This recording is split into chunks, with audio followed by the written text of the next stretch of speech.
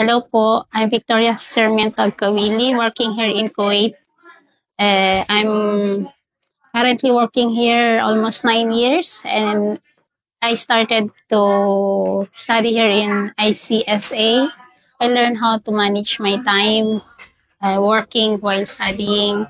My inspiration in life is my kids and my family. Hindi naman po ako nahirapan sa pag-manage ng time ko kasi hawak ko yung oras. Pag dito sa ICSA, nakadepende sa akin kung anong oras ako papasok. Natutunan ko po kung paano gumamit ng computer. Tapos yung MS Word, ganon.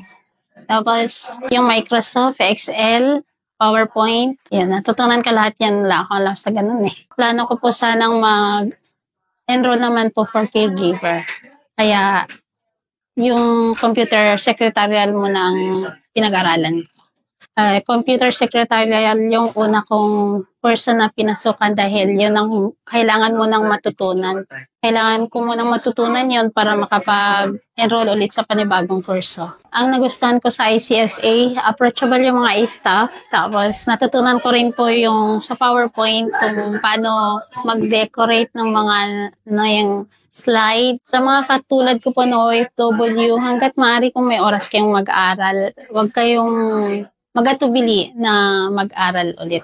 Kasi hindi hadlang yung trabaho natin para mapabago yung buhay natin. Nag-scroll po ako sa Facebook, then nakita ko si ICSA, kaya yun.